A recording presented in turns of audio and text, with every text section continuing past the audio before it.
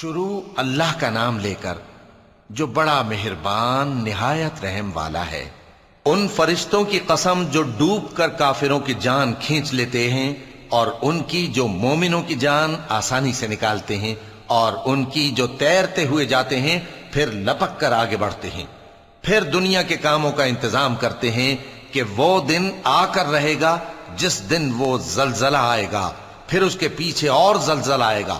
اس دن لوگوں کے دل خوف زدہ ہوں گے اور آنکھیں جھکی ہوئی۔ کافر کہتے ہیں کیا ہم الٹے پاؤں پھر لوٹیں گے؟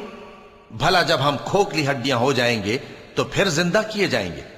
کہتے ہیں کہ یہ لوٹنا تو سراسر نقصان کا لوٹنا ہوگا۔ تو بس وہ ایک ڈانٹ ہوگی، اس وقت وہ سب میدان حشر میں آ جمع ہوں گے۔ بھلا تم کو موسیٰ کی حکایت پہنچی ہے جب ان کے پروردگار نے ان کو پاک میدان یعنی طوٰ میں پکارا اور حکم دیا کہ فرعون کے پاس جاؤ کہ وہ سرکش ہو رہا ہے، پھر اس سے کہو کہ کیا تو چاہتا ہے کہ پاک ہو جائے اور میں تجھے تیرے پروردگار کا رستہ بتاؤں تاکہ تجھ کو خوف پیدا ہو؟ غرض انہوں نے اس کو بہت بڑی نشانی دکھائی مگر اس نے جھٹلایا اور نہ مانا، پھر لوٹ گیا اور تدبیریں کرنے لگا۔ سو اس نے لوگوں کو اکٹھا کیا، پھر بلند آواز سے بولا، سو کہنے لگا کہ تمہارا سب سے بڑا مالک میں ہوں۔ تو اللہ نے اس کو دنیا اور آخرت دونوں کے عذاب میں پکڑ لیا۔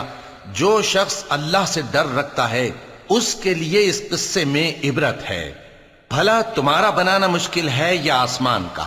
اللہ نے اس کو بنایا، اس کی چھت کو اونچا کیا، پھر اسے برابر کر دیا، اور اسی نے رات تاریک بنائی اور دن کو دھوپ نکالی، اور اس کے بعد زمین کو پھیلا دیا۔ اسی نے زمین میں سے اس کا پانی نکالا اور چارہ اگایا اور اس پر پہاڑوں کا بوجھ رکھ دیا۔ یہ سب کچھ تمہارے اور تمہارے مویشیوں کے فائدے کے لیے کیا۔ پھر جب وہ بہت بڑی آفت آئے گی اس دن انسان جو محنت وہ کرتا رہا یاد کرے گا، اور دوزخ دیکھنے والے کے سامنے لا کر رکھ دی جائے گی۔ اب جس نے سرکشی کی اور دنیا کی زندگی کو مقدم رکھا تو اس کا ٹھکانہ دوزخ ہی ہے۔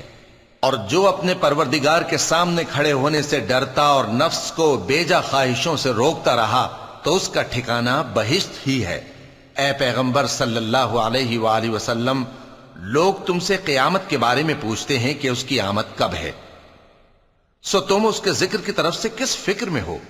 اس کا منتہا یعنی واقع ہونے کا وقت تمہارے پروردگار ہی کو معلوم ہے۔ جو شخص اس سے ڈر رکھتا ہے تم تو اسی کو ڈر سنانے والے ہو۔ جب وہ اس کو دیکھیں گے تو ایسا خیال کریں گے کہ گویا دنیا میں صرف ایک شام یا ایک صبح رہے تھے۔